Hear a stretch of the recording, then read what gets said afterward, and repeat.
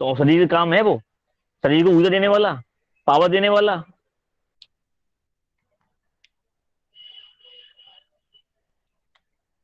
भवन बनवा रहे हो, जिस रूप में आप लोगे, टेंशन टेंशन टेंशन, हाय हाय हाय।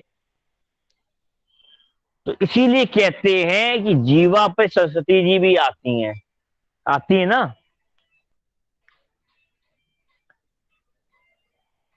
तो दिन में 3 बार तीनों देवियां आती हैं जीवा पर। सरस्वती जी भी आती हैं, लक्ष्मी जी भी आती हैं, और माँ काली भी आती है। तो इसीलिए कहते हैं, बोलते समय बहुत ध्यान से बोलिए, जैसा बोलोगे वैसा ही फल मिलेगा, लौट के आता है। जीवन में 4 चक्र बोले गए हैं, त्रेता, सतयुग, द्वापर और कलयुग। ये ही चारों युग के 2 से 3 चरण व्यक्ति जीता है हमेशा, अपने जन्म जन्म मरण की मृत्यु में। और ये सब शुक्र के अधीन है, बिना शुक्र के कुछ नहीं है। बालकाल, राजेश भैया, रामायण पढ़ी है ना हम लोगों ने। जी। उसमें मुख्य कांड कौन कौन से हैं? बालकांड, बालकांड आ गया। फिर अरण्य कांड, पहले बालकांड, फिर उसके बाद कौन सा कांड आता है? अयोध्या कांड। अयोध्या कांड। ये बालकांड तो समझ में आ गया, बचपन। अयोध्या कांड का है जवानी का। जवानी तो है, नहीं है? जी। अयोध्या कांड के बाद क्या आता है? किष्किंधा कांड। किष्किंधा कांड। अब देखिएगा, बालकांड युवावस्था, जवानी नहीं है। बालकांड से युवावस्था आ गई अयोध्या कांड पे। फिर कर्म कांड, किष्किंधा कांड में क्या है? किष्किंधा कांड के अंदर वो शादी करते हैं, कौन शादी करता है? राम लक्ष्मण वहां पे जाते हैं उसके साथ, वशिष्ठ विश्वामित्र के साथ जंगल के अंदर। तो फिर और उसके बाद? उसके बाद में अरण्य कांड आ जाता है। अरण्य कांड, अरण्य कांड में क्या है? अरण्य कांड में वनवास है। ठीक है, उसके बाद? लंका कांड। लंका का। सॉरी, उसके किष्किंधा कांड का सुंदर कांड, सुंदर कांड के बाद में लंका कांड। लंका का। अब ये सारे कांड छोटे छोटे हैं। अयोध्या कांड के बाद 3 कांड छोटे छोटे आते हैं, एक तरीके से बराबर बराबर करते हुए। ये बाल कांड, अयोध्या, बचपन और युवा अवस्था जो स्टार्ट होती है, युवा युवा का मतलब जब से आप हायर एजुकेशन के लिए सोचना शुरू कर देते हैं, हायर एजुकेशन। फिर आता है कर्म कांड। कर्म यानी कि आप जब युवा होके आप बलवान हो गए, आपको ताकत मिल गई, अब आप कर्म करिए। कर्म कांड है वो। इसको में तो आप, वनवास मिल गया, विवाह हुआ, उन्होंने कर्म किया, राक्षस मारे, वहां कर्म किया, स्वयंवर हुआ, उसके बाद वनवास मिला, फिर उन्होंने अपनी भूमि बनाई, फिर लंका लंका सब सब हो गया। उसके बाद फिर तो उत्तरायण रामायण आ जाती है। उत्तरकांड आता है। कर्म कांड है, फल, फल कांड। उसके बाद भी कांड है वो वाल्मीकि रामायण में, वो मैंने भी नहीं सुने कौन से कांड है। एक उठती है ना बात, लवकुश कांड। ये सब आपके सुख के कांड हैं, यानी बुढ़ापे के। 3 कांड फिर जो, यानी कर्म कांड के अंदर 3 कांड कम से कम आते हैं दोबारा से आपके। आते हैं ना। जो तीसरा कांड है उसके अंदर भी 3 कांड है। अब देख लीजिए कैसे। त्रेता बालकांड हो गया, त्रेता या सतयुग तो अयोध्या कांड वो हो गया। द्वापर में कृष्ण जी की लीला देखी है आपने, अलग अलग रूप में। द्वापर में आपको हर रूप मिल जाता है 3 कांड का। मिला? नहीं मिला? श्री कृष्ण का जन्म कहां हुआ, पले कहां, छल कहां किया, युद्ध कहां हुआ, उपदेश भी दे लिए, सब दे लिए। पिछले 2 कांड के साथ में जो 2 युग थे उनके भी काम और प्लस इसके काम, 3 काम कर लिए उन्होंने द्वापर के अंदर। ये आ गया।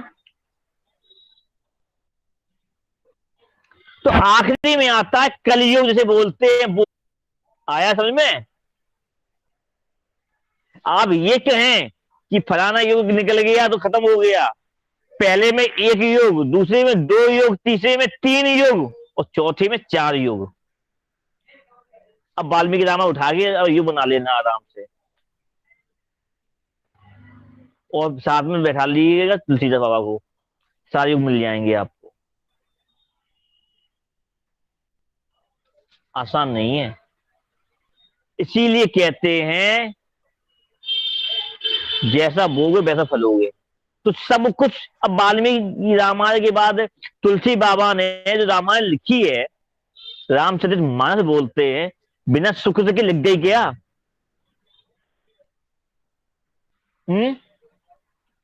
नहीं लिखी ना। तो शुक्र का गुरु कौन है साथ में? ये शुक्र किसका गुरु है?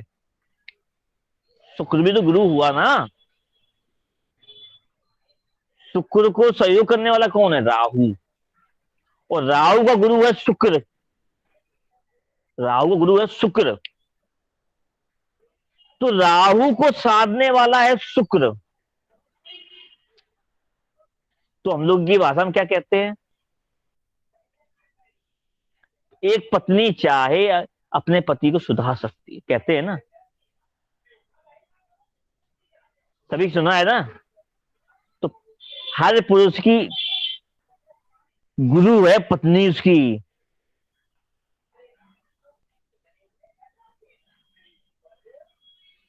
यानी कि नया रास्ता दिखाने वाली। तो राहु और शुक्र मिलके एक बहुत बड़ा धार्मिक योग भी बना सकते हैं, बहुत बड़ी सिद्धि प्राप्त कर सकते हैं, नई औषधि निकाल सकते हैं, नया निर्माण कर सकते हैं, किसी भी बाधा को पार कर सकते हैं।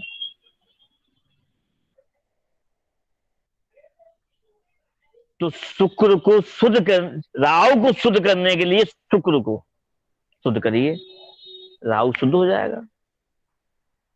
मिला उपाय?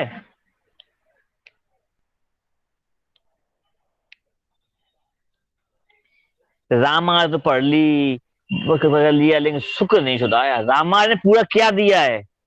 पूरी रामायण में केवल शुक्र को शुद्ध करने का, यानी कि अगर गुरु को शुद्ध करना रहना है, गुरु को शुद्ध रखना है, तो वहां भी शुक्र शुद्ध होना चाहिए। शुक्र की महिमा अपरंपार है। शुक्र को हल्के में मत लीजिए।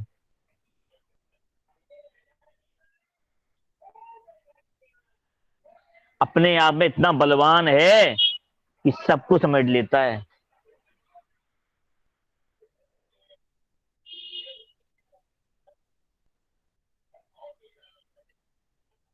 क्या हुआ? अब बंद करो लेक्चर।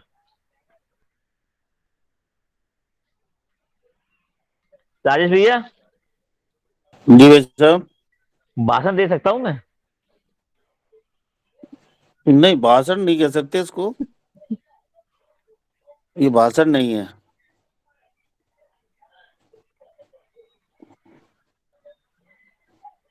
तो कथा है। नहीं, कथा भी नहीं कह सकते, ज्ञान है। आदमी सुनने से सुन सकता है मेरे को, आराम से। शांत होगी एकदम। जिसको जिसको थोड़ा सा इंटरेस्ट होगा वो आराम से सुनेगा। जिसको इंटरेस्ट ही नहीं है वो तो रोटी बना रहा होगा।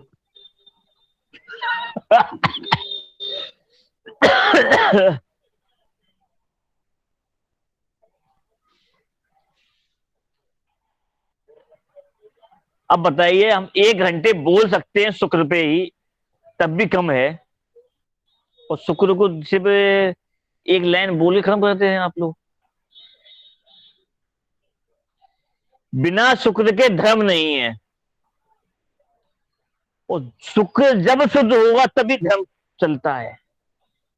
बिना शुक्र को साथ लिया धर्म नहीं रह सकते। कितना भी कर्म कांडी ब्राह्मण हो, कितना ही कथावाचक हो, जब मंदिर में जाएगा, मंदिर में सुंदरता नहीं है, भक्त नहीं आएंगे। उसके कर्म कांड में, कर्म के हवन कर रहा है, पूजन पाठ कर रहा है, उसमें सुंदरता नहीं दिख रही है, कोई नहीं आएगा। वाणी में मिठास नहीं है, कोई नहीं आएगा। अब बताइए, तीनों में 3 चीजें आ गई ना। चौथी जो चीज है, वो देखने में लूड़ा लंगड़ा काला करूँ तो कैसा भी हो, देर लगेगी, फिर पूछ जाएगा वो समय आने पर। तो इसीलिए हमारे समाज में एक अवतार, वामन अवतार हुआ, पूजे गए कि नहीं पूजे गए?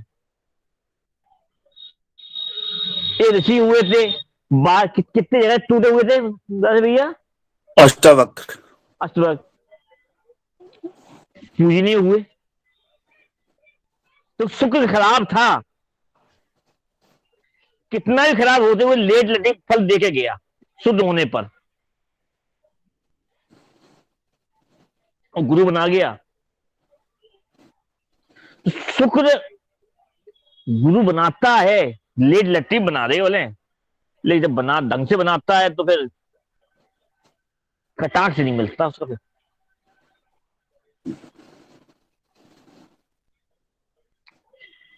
तो अब तो होने से रही कि क्लास शुरू होने वाली, तो अब तो आज कल होगी। अब तो पक गए आप लोग। नहीं पके तो नहीं।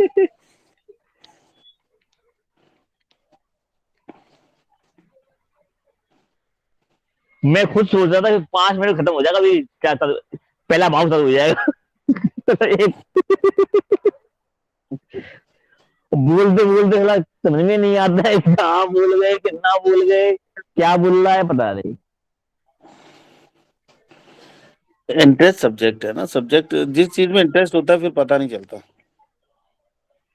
ना सुनने वाले को ना बोलने वाले को। और मन ना हो इंटरेस्ट उसमें तो बताओ, तो ना फिर 1 घंटे में बड़ा भाव खत्म कर दूं।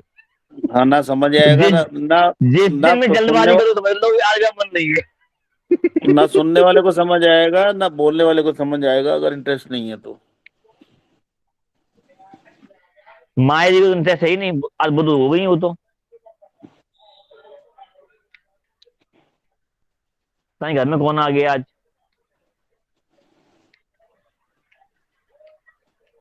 कोई तो कोई आज तो कुछ ना कुछ तो केतु एक्टिवेट है इनका आज, बुलवाओ उनसे आज। मैंने तो मजाक करना बंद कर दिया क्लास में। क्यों माया जी? माइक ऑन करिए और कैमरा ऑन करिए।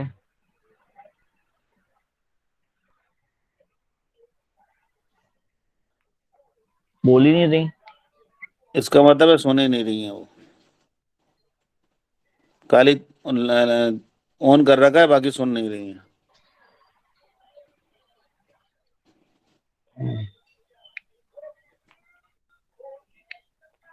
चलो, हे भगवान। चलो जाओ भैया, कल क्लास लेते हैं, फिर छुट्टी 2 दिन की। ठीक है सब, जय श्री कृष्णा।